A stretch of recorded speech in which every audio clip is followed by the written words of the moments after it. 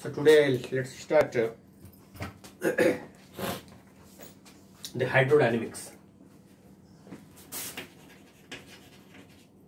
Hydrodynamics.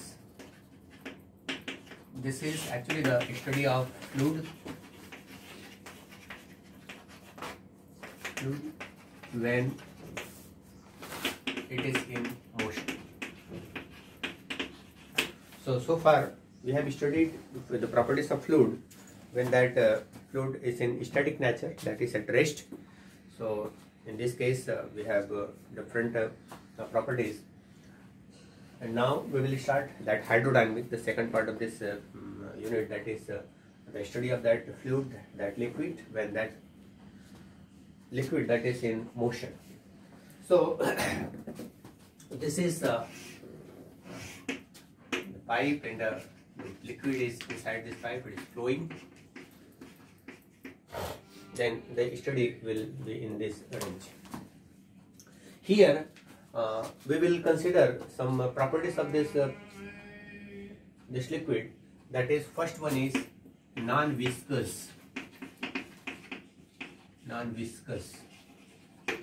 Second, non-compressible. These properties we will use, and even that generally when we talk about the motion of this fluid, so non-rotating fluid, we will also consider the same one. So non-viscous means there is no force between interlayer of fluid, layer of liquid. So non-viscous means there is no viscosity, and we will discuss what is that viscosity, viscous properties in later on. So non-viscous means there is no force between interlayer of that liquid. If that liquid, it is moving in the form of layers, so there is no force between two layers of this liquid, then that is known as non-viscous liquid. So this is one of the properties. So we will consider this one. Second, non-compressible. So there is no change in the density. There is no change in the density. So density is uniform. So the density is uniform throughout that flow of liquid, then that is known as non-compressible. So in rotational flow means flow must be in linear direction. That flow does not like this. This is that making some circle during that flow. कभी कभी नदियों में देखते हैं ना, ऐसा flow होते होते अचानक वाटर जो है कहीं कहीं पे ऐसा ये सर्कल दिखने लगता है. हाँ, so such type of flow, making such circles during that flow. So we have to avoid this in this case. So first, the liquid should be non-viscous. Second, non-compressible means the density is uniform forever, and a non-rotational flow, so there is no circles in between that flow of liquid. Okay, so we will consider all this, and this flow is classified. Flow of liquid is classified into two parts. So flow of liquid is classified into mainly two types. First one is streamline or laminar flow, and second one is turbulence.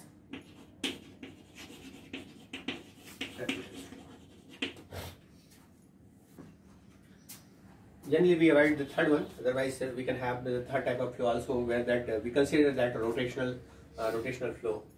So if you want, you can consider also that rotational flow. So 3 times, okay.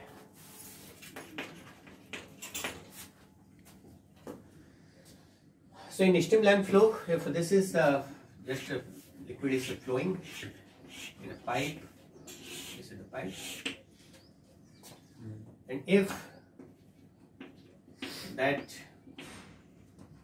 at a particular point there is a constant change in the velocity at different levels, or the velocity is constant throughout, and that part one atom is following the path of its front atoms. So if this is that atom, these are that atoms, and in streamline, each and every atoms are following the same path. This is followed by this one is followed by this, and either the velocity is constant, velocity may be constant. If its velocity is v, then throughout that liquid that velocity is constant, or the change is constant. Means if the velocity of this is v, and after a certain instant of time it becomes v1, then the velocity of this also that will be v, and this will be v1. So the change in the velocity, that is constant. Then such type of flow is known as streamline or laminar flow. This is steady flow. This is also known as steady flow.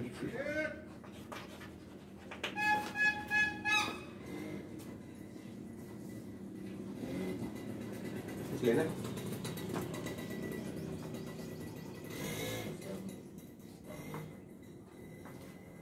so in this flow,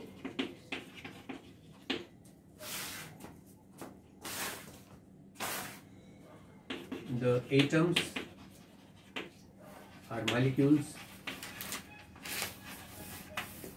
of liquid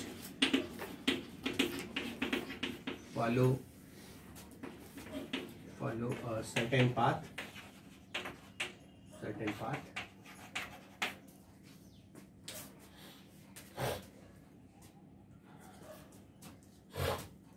and move with constant velocity or rate of change of velocity is constant. Velocity is constant with time.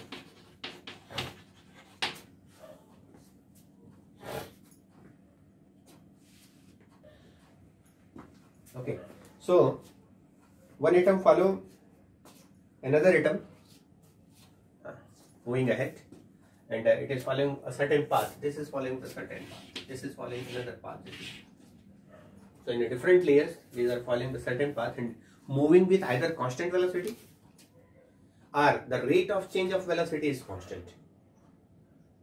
Means this is as a constant acceleration, one can say. Rate of change of velocity is what? That is the constant acceleration. Means that flowing start with constant velocity, with a fixed velocity, and its velocity increases with a certain rate. Means that is accelerated one. But that acceleration or the change in velocity will be up to a fixed, up to a certain velocity. ऐसा नहीं कि velocity बढ़ते चला गया अचानक को कुछ भी हो जाएगा.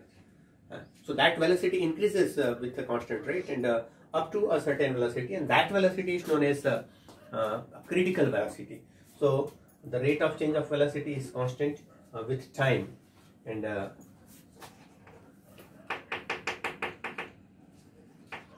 velocity is less than the critical velocity. So within that critical velocity, before that critical velocity, that flow is streamline flow.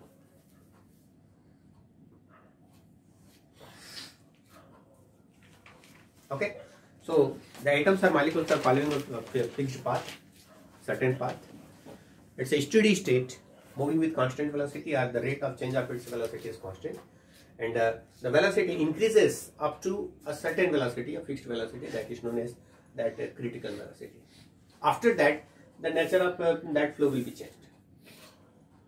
जैसे river में जो रहता है ना, flow of water in the river, steady state, just certain constant velocity it's moving.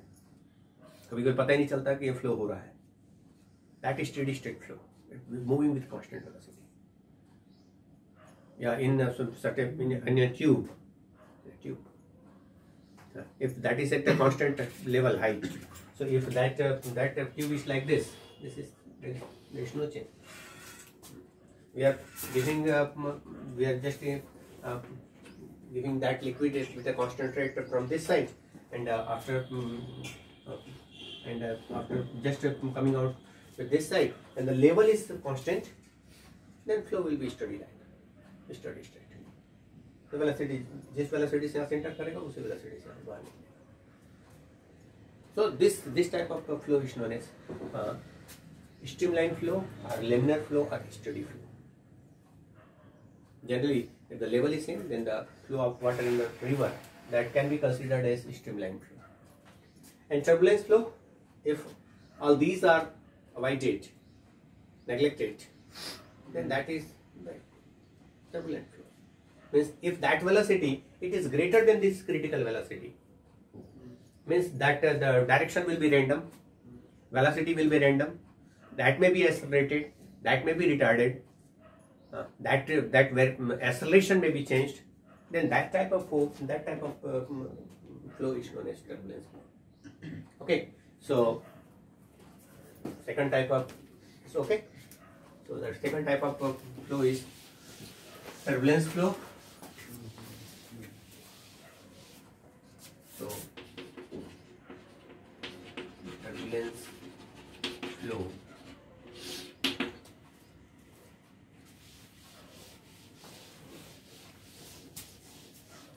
so if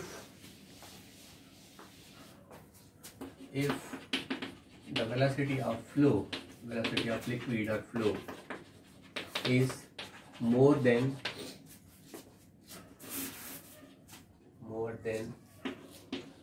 the critical velocity,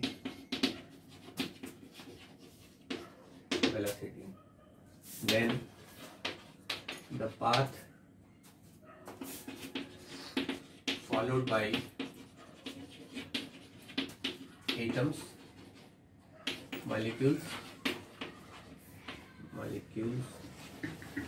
will be random.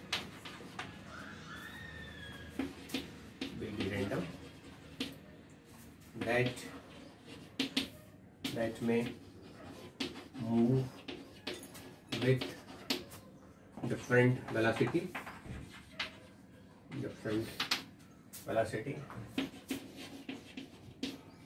acceleration.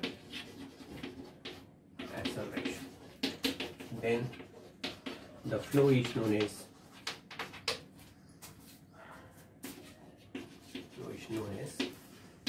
turbulence flow. So all the rules, regulations, laws, this will be focused on that streamline flow. The turbulence flow is the random flow. So after that critical velocity, liquid will move in different direction. So that is the turbulence flow.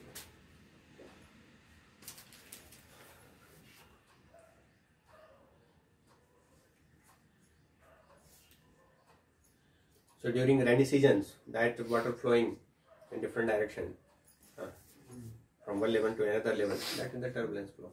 Or in random direction with random velocity. Somewhere it's moving with constant velocity, somewhere it's moving with constant acceleration. So that randomness, this is the properties of this turbulence flow. Okay, so in this flow, either in this turbulence flow or that in streamline flow, especially in streamline flow, if circles are generated during that flow, then that is that rotational flow. So third, you can write that rotational flow. If circles are formed during the flow of liquid,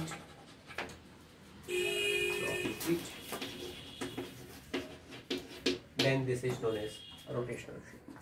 So this is just it is just moving, and one circle is forming like this.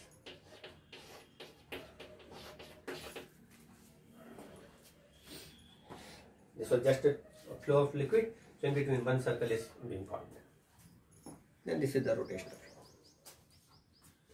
So generally we, for different calculation derivation, we avoid this case, and we avoid also this case, that the liquid must be flow with a streamline, with constant velocity or with constant rate. Okay, so let us now try to stabilize some law. So the first equation derived in this hydrodynamics is the continuity equation, continuity equation.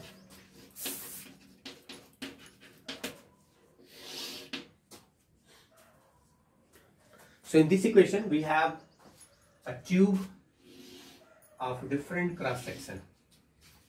Means here the diameter of this tube is just narrow, and here that this is the wider one.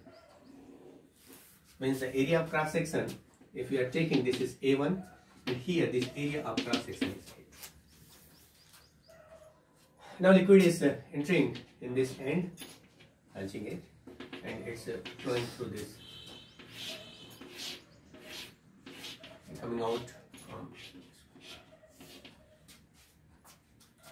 And what is our general observation? Generally you can observe, if this cross section area is different, then the velocity here, that velocity is, this is V1 and that velocity is V2. So if the cross section area is wider over, then this velocity V2, that will be less than V1. Okay, the vice versa is also true. If this is wider and if this is narrow, then that velocity of that liquid is more.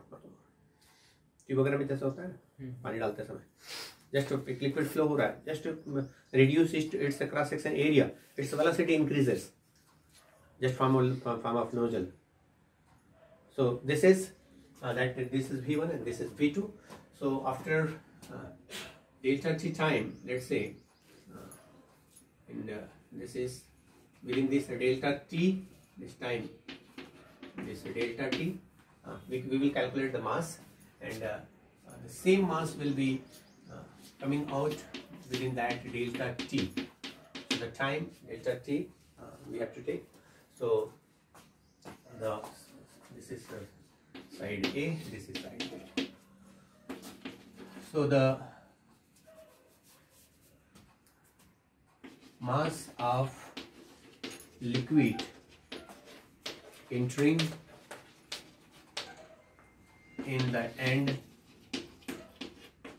at the time interval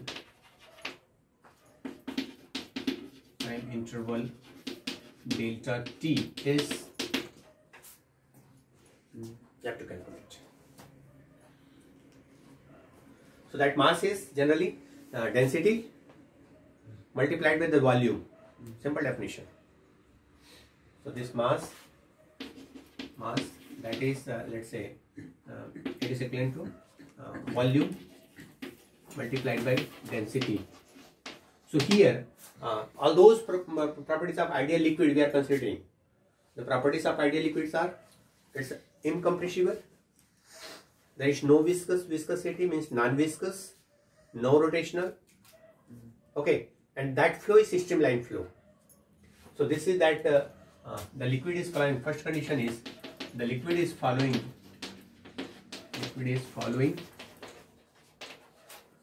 the properties of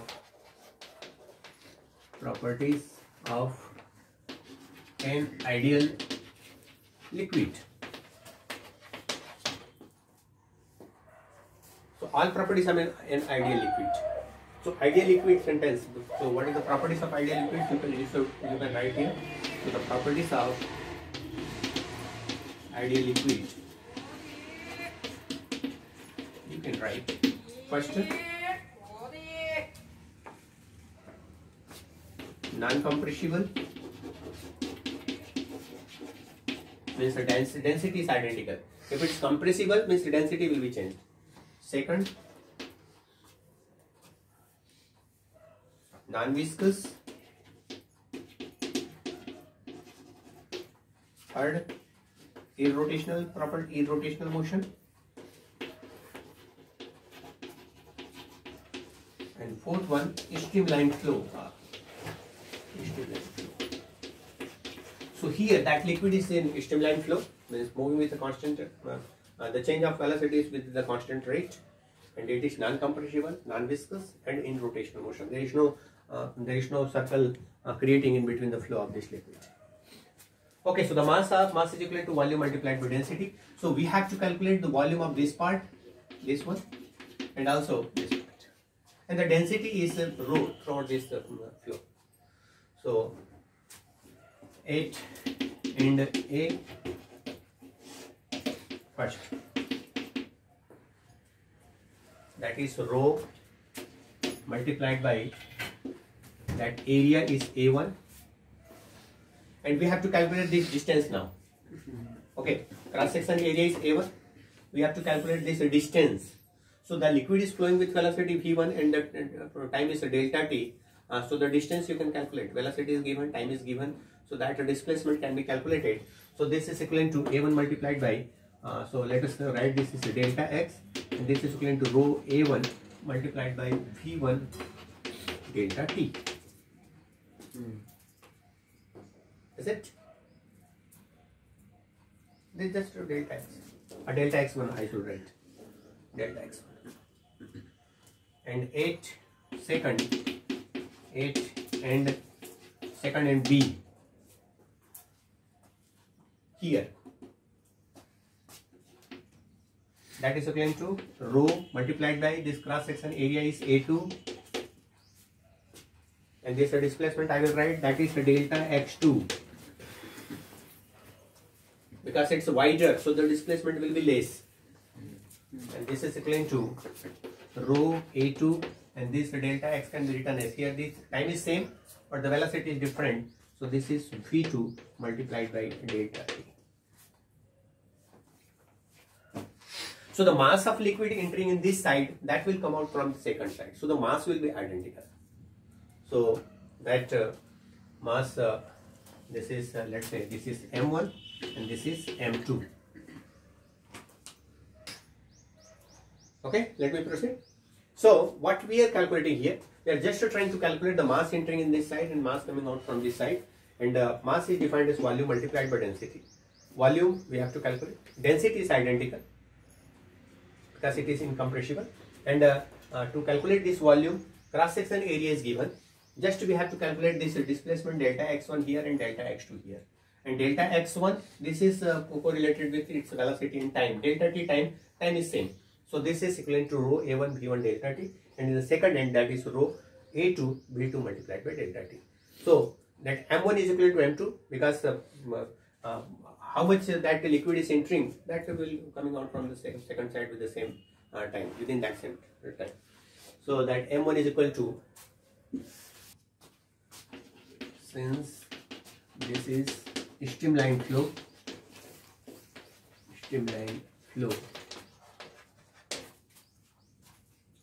so M1 it is equivalent to M2. Okay, so this M1 is equivalent to rho A1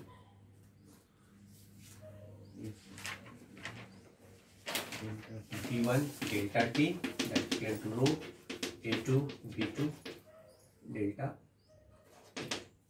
This V is velocity. So that is equal to, this implies A1 V1 it is equal to A2.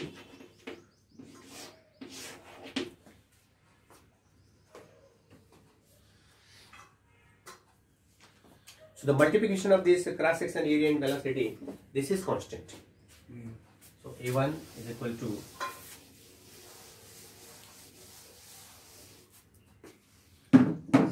this is equal to constant, one can write. So therefore one can say the multiplication of cross section area of tube,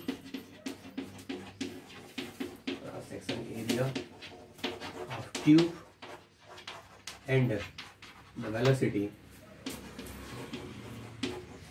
is constant. So that is AV it is equal to constant. This is known as continuous. This is known as continuity equation. ये continuity equation है.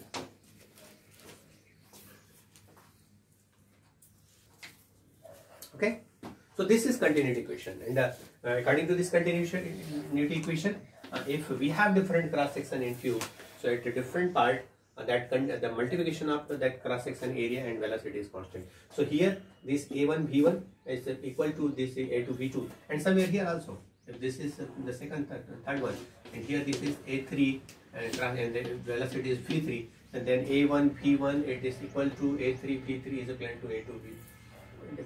So everywhere the multiplication of cross section area and velocity is constant. Okay, now we can calculate, since it is in motion, then we can have energy terms also, because we are just taking all those physical parameters which we have used in mechanics. So in the solid part, we used that Newton's law of motions, Newton's equations of motion, mass, etc., and different energy, work. So all those parameters we are considering here. Okay, so this is in motion, so we can also count different energy. So let us calculate the kinetic energy, potential energy, and here one more energy, that is that pressure, because work done is also due to that pressure. So the first one is the energy in flow of liquid. Again, remember this, we are talking about that ideal flow.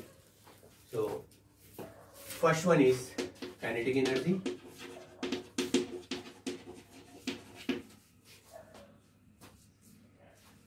So if that it is flowing,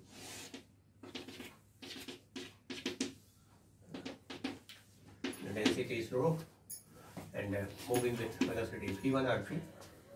So different part, change in kinetic energy and change in velocity different. So that is v. So the kinetic energy is defined as Ek. It is equivalent to half mv square. So at a different cross section, so at any cross section, the velocity that is constant. So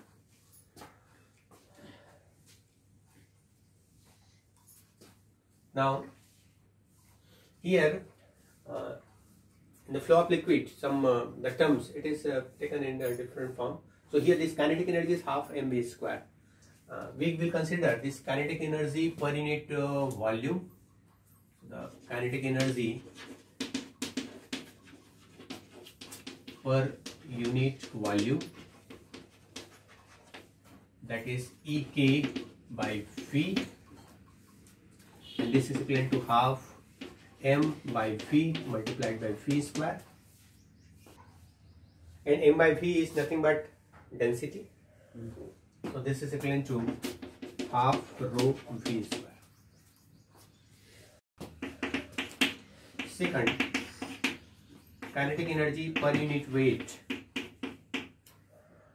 This is known as velocity head. Velocity head. This is kinetic energy per unit weight. Weight is mg. So this is equivalent to Ek by m multiplied by z.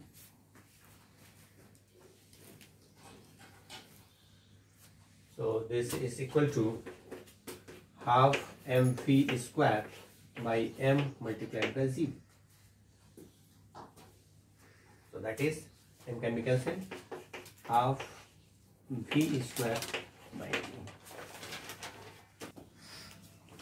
Okay, similarly you can calculate potential energy. If that pipe, that tube is at the specific height, not at the ground, if that is at the specific height, so let's have this is at the height h1 here, and this is at the height h2 here. So actually we can calculate change in potential energy also. We can calculate change in kinetic energy. We can calculate change in potential energy. Okay, so that potential energy will be, so second is potential energy. So this will be due to the height of that liquid.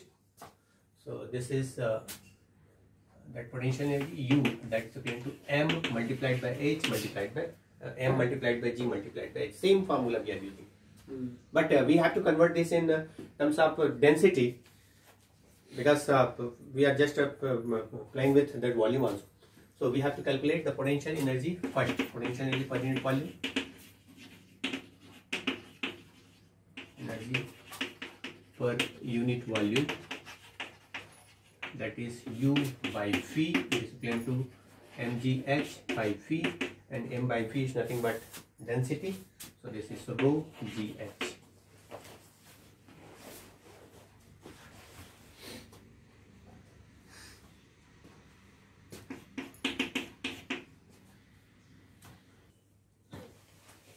Okay, you can calculate potential head. So that is potential head.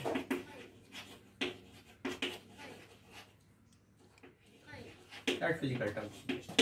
This is potential energy per unit weight. This is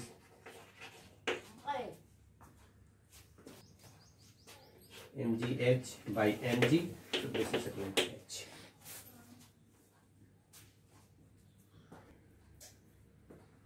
Okay, completed. So next one more energy, that is the pressure energy.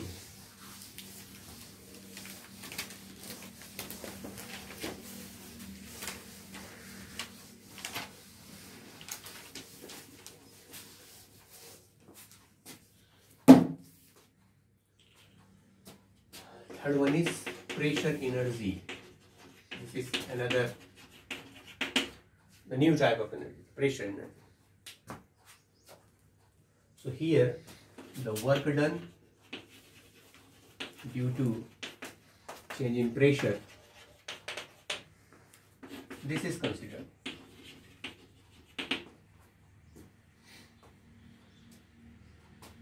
So for the work done, what we have to take, that is force multiplied by displacement.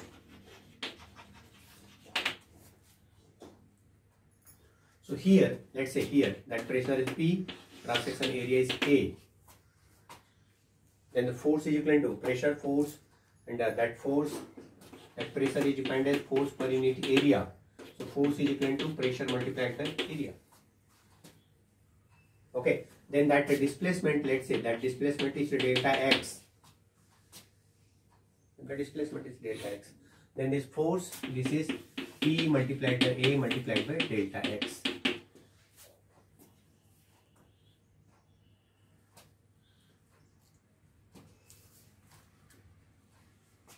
So this is that work done, and this will be in terms of pressure energy. So this pressure energy is equal to P multiplied by A multiplied by delta x. Now we will calculate pressure in per unit volume. So pressure energy per unit volume,